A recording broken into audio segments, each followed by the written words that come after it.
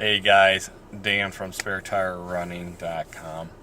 It has been a while since I even done any uploads or live streaming my marathon training accountability. The last week before my marathon, I started getting really nervous, and I really was somewhat afraid. I was really busy too, but I was very nervous and kind of just laid low for the most part. I had a Thursday, it was supposed to be a 5K. It was like a charity thing. It turned out to be only a 2-miler, which was fine. I ran pretty fast, those 2 miles, just to get my legs shaken out. That was what I was going for. And then Sunday came, and I haven't really talked about it much, a little bit on social media, but didn't do a video of the race or anything like that. Didn't even tape at all during the course. I was focused on running and trying to do my best. And so I'll give you the Cliff Note versions of it. I PR'd by an hour 15 minutes.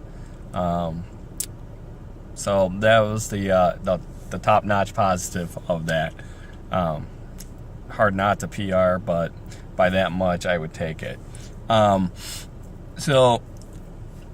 I was going in there, I think I was still a little unrealistic of what I thought I could do compared to what I actually did.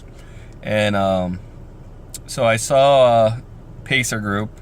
They did their pacing groups a little bit different. It was kind of a neat concept.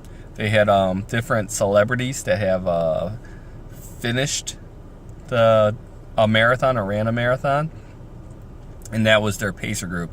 So you had some like Oprah, President Bush, Will Ferrell, I don't even remember all the other ones, but they had a bunch of different ones. And actually Will Ferrell, his time surprising. It was at like 9-minute miles. I was shocked by that. Oprah was shocked by her time. But anyways, I fell in place with the pacing group for Al Gore,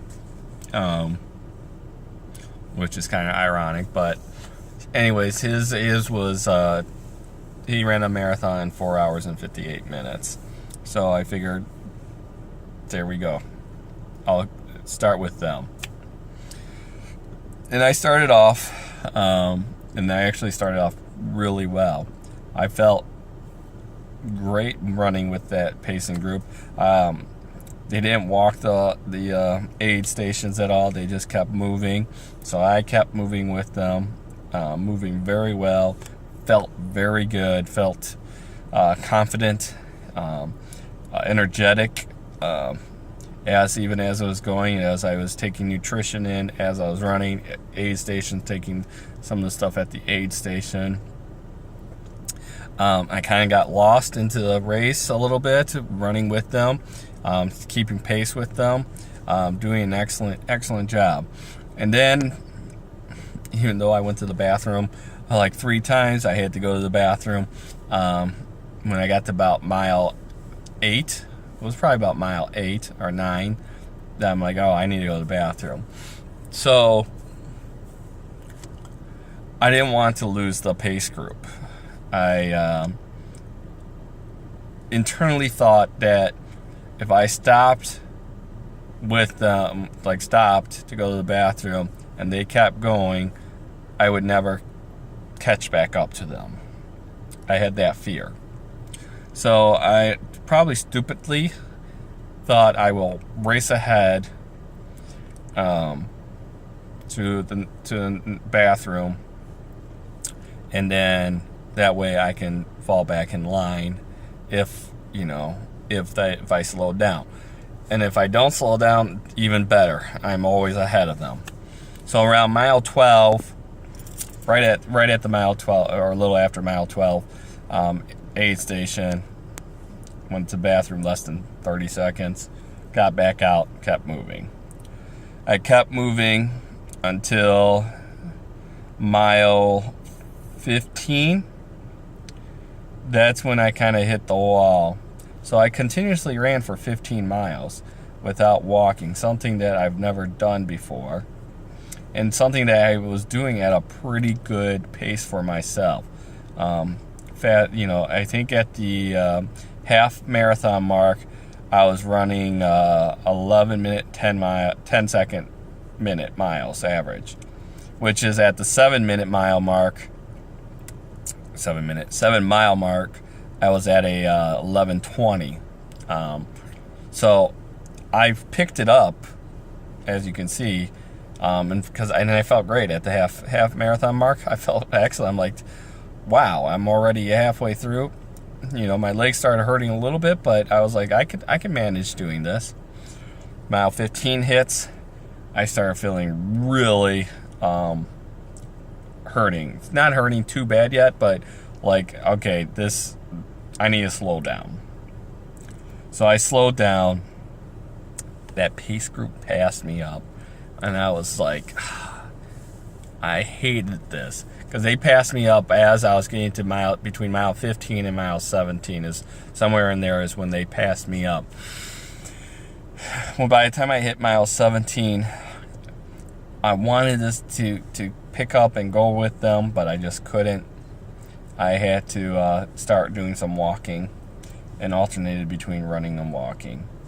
And then I finished up the race with average miles of 12:25. So again, for me, that's excellent. I will take it, but I still know that there's more improvement I can do.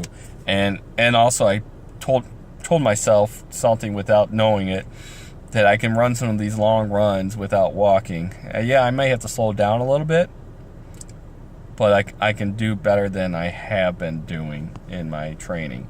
So next time if I run a marathon, I will, depends when. I want to do a 50K, so I'll be training for that next year. So that'll probably be with that training for the 50K. I know I can push myself. After the race, my legs were hurting bad. They were tight. They stung. My feet ache, and I had a 2-hour ride home.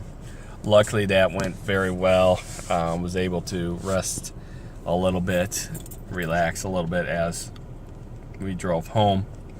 Then Monday came, and I made myself walk, and Tuesday came, made myself walk and a little bit of jog. Wednesday came, I made myself run, not really fast, really slow, 3 miles.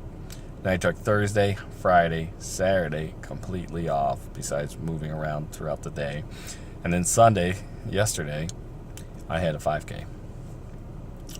And the only reason I'm doing the 5K was it's part of a 3-race series that I have to run to get an extra medal, which really probably shouldn't have done it. But I told myself I'll take it nice and easy. It won't be too bad. Get there, warm up, no problem. Start running. Running faster than I thought I was going to was able to. Not running as fast as I thought I was. I was actually running faster than I thought I was running too. And really, first 2 miles felt really good. During the 3rd mile, I could start feeling my legs to be a little bit stiff, a little bit sore. But finished with one of my best times, eclipsing that 30-minute mark, 28:33. So for me, again, I know that's not fast and relative of all you superheroes out there, but I was proud of it. Be able to a week after my marathon, I was able to run one of my best 5Ks. So in a couple weeks, I have another 5K, last 5K of the season, chocolate run, and I'm going to go to try to break 27. That's my new goal right now, is to break 27. So I'm not sure I'm going to get done in November. May have to wait to March or April to get it done, but I'm going to try. So I'm going to hit the gym for a light, easy jog. Also, I'm less than 200 miles away. I'm like 164 miles away from 1,000 miles this year. So I got to pick it up. November's right around the corner, 2 months left. I should be able to do it, but we're going to keep pushing. So with that, guys, every step counts.